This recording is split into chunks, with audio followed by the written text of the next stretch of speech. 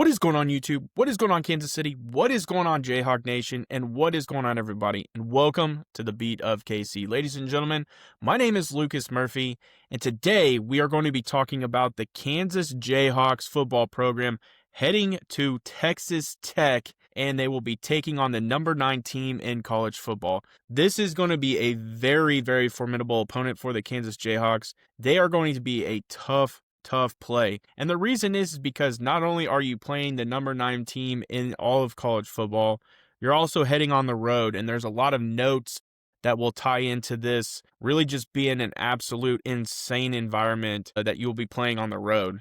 So we're going to kind of jump in. We're going to really talk about what this game is going to entail and really compare both teams, how they match up from an offensive standpoint and defensive standpoint, and really how these two eventually will take the field and clash. It'll be interesting to see how this football game turns out. So like I stated, Texas Tech currently ranked number 9 in college football. They will be returning to their home stadium, Jones AT&T Stadium in Lubbock, Texas. And one of the notes is this is going to be their annual homecoming game. And again, it will be against Kansas. That will be conducted on October 11th at 6:30 p.m. One of the good things and one of the things that makes me excited is that this game will be aired on Fox. So you have Jason Benetti and you also have Robert Griffin III that will be covering it. So Benetti will be your play-by-play and Griffin III will be your analyst. And the Red Raiders will also celebrate the 100th anniversary of their program. Significant note in front of another sold out crowd, which is the 4th of the season. So there's going to be a lot of tortillas flying at this Jayhawks football program when the Red Raiders take the field. I mean, this is going to be a rowdy environment that is backed by the Mahomes, brand. It's going to be an incredible thing to see. Now, really, what does this series history look like? And I think that this really just speaks volumes to the impact that Texas Tech has had on the Kansas Jayhawks.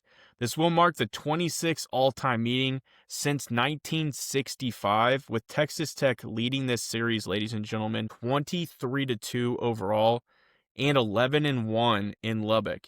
Again, stat that is just going to challenge this Kansas Jayhawks football team coming into a road opponent. Kansas last won in 2019 and last in Lubbock in 2001. Now, an overview for Kansas quickly. They are coming off of a 27-20 road win over UCF, which puts them at 4-2 on the year and 2-1 in the Big 12. They did overcome a 14-point deficit, which I think kind of speaks to the Jayhawks' momentum. They shut out UCF in the second half, and they secured a goal line stand that was led by, obviously, linebacker, absolute monster in Trey Lathan. The guy has stepped up in so many ways, ladies and gentlemen. Trey Lathan will go down as a great linebacker for this Kansas Jayhawks program. And obviously, they were led by running back LaShawn Williams, who rushed for a career-high 3 touchdowns, which is pretty astounding because he came from Iowa, and Iowa absolutely just runs the football. So for the fact that he's rushed for a career high just speaks to where he's obviously at with the Kansas Jayhawks football program. Now, Texas Tech, on the other hand, is currently 5-0. They are 2-0 in the Big 12. They're undefeated and atop the Big 12 after road wins over Utah. That was a huge game, 34-10, and then they absolutely demolished Houston 35-11. One of the 15 undefeated teams nationally, and the only one to win every game by at least 20 points. With the second largest point differential, a 37.4, rank first in the NCAA in passing offense at 363.8 yards per game, and total offense of 568 per game. Plus, they are top 5 in scoring offense. They're 4th with 48.6 points per game. And a rushing defense, so we're flipping it to the other side. A rushing defense that is 3rd in all of college football at 65.6 yards per game allowed, and a scoring defense that is 4th with 11.2 points per game allowed. One of only 3 FBS schools in the top 10 for scoring offense at 48.6. Their scoring defense, 11.2, total offense, 568.8, and their total defense of 244.4 under 4th-year head coach Joey McGuire. In a market that never sleeps, one name rises above the rest. Lisa Miller from Dan Lynch Real Estate. Trusted by hundreds and recognized across the Midwest. She delivers results when it matters the most. With over 13 years of experience and licenses in both Kansas and Missouri, Lisa isn't just selling houses. She's helping you find a place to call home. Whether you are a first-time homebuyer, looking to upsize, or selling your current home, Lisa makes the process smooth and stress-free. As a local expert passionate about building lasting relationships, she ensures her clients feel confident and satisfied every step of the way. Don't wait, your perfect home is just a call away. Contact Lisa today at 913-579-3246 or 913-3000 or visit lisamillersellskc.com. Let Lisa Miller at Lynch Real Estate help you start your next exciting chapter. And let her know the beat of KC, Lucas Murphy, sent you her way.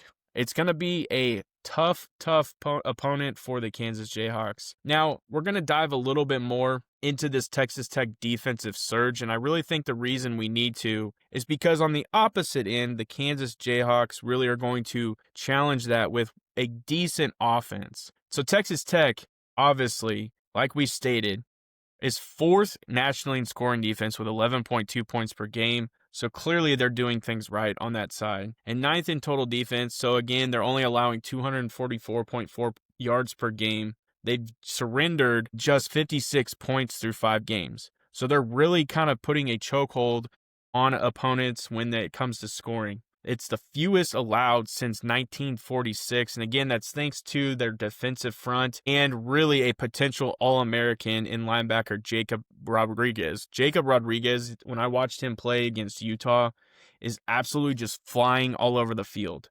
Absolutely flying all over the field.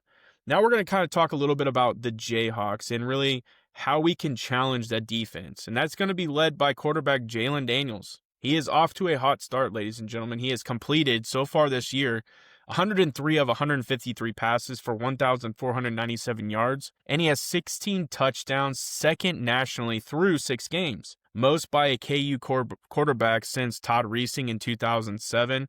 Ironically, that's when I graduated high school. And he leads the Big 12 in passing efficiency with 181. I actually talked about that in my most recent video of how successful his efficiency has actually been. Again, that's ranked 7th nationally. He's had 4 games with 3+ touchdown passes, including a nation-high 500 total passing yards, 455 pass to 45 rushing yards versus Cincinnati. I mean, Jalon Daniels, ladies and gentlemen, has been everything the Kansas Jayhawks could ask for this season. He is playing out of his mind.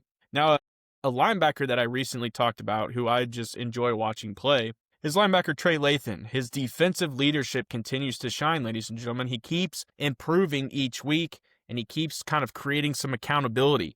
You know, originally we were hoping to have some other linebackers kind of step up. They've been dealing with some injuries. And we get Trey Lathan, ladies and gentlemen, and I could not ask for more. He leads KU with 46 tackles, 25 solo, 6 tackles for a loss, a sack, 1 sack and a half, an interception, a fumble recovery. Like, what else? Yeah, those numbers could be more improved, but what else do you want him to provide? I mean, he's just doing it. It's just been incredible. 7th in Big 12 in tackles. He led the team in 4 of 6 games with that category, including a key 4th down stop and a fumble recovery versus UCF, the most recent game.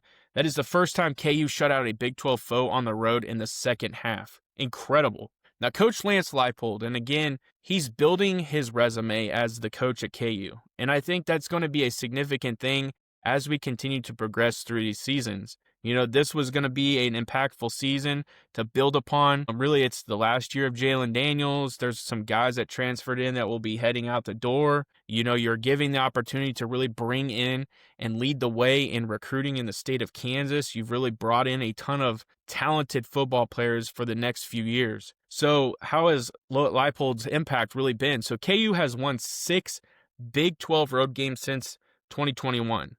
He was able to do that against Texas in 21. He was able to do that in West Virginia with an absolute insane interception in 22. We were able to go on the road to Iowa State in 23, and we also defeated Cincinnati in 23. We were able to defeat number 6 at the time, BYU, in 24, which was amazing. And this most recent game, like I stated, was UCF on the road in 2025. You could truly see where Kansas kind of really aligns not only in FBS, but in the Big 12. There's a lot of eighths, there's a lot of ninths, we're seeing some sevenths. We're not really seeing a whole lot of top tier, top of the Big 12, let alone in FBS. When you switch sides and you're going over to a Texas Tech, not only are you seeing a lot of first and seconds and thirds, but you're also seeing that translate into the all-over FBS. Texas Tech is going to be a challenge. I'm not going to underplay that. I'm not. This is going to be a tough road game. This is going to be a challenge. And I would anticipate the Jayhawks will be battle-tested. They're going to come out of this. Texas Tech is a very physical football team, and it's going to be a good football game, I do believe. At the end of the day, I do believe Texas Tech will come out on top of this. I do believe that Texas Tech is just that good this year. They are really going to continue to build upon not only their statistics, but just kind of building that cohesiveness as a unit. I mean, we talked about the fact that this is a homecoming. They're celebrating the 100th year. The list goes on and on. And so there's really going to be a lot of momentum behind this football team, specifically in this game. So that is really where I stand with this. I appreciate you all checking out this video as always. Let me know down in the comment section what you guys think. Is Texas Tech the real deal? Is KU going to be able to challenge the giant? I mean, just that's how it is. Let me know down in the comment section. Make sure you guys smash that subscribe button, smash that like button. And as always, I end every video the exact same way. Have a good day.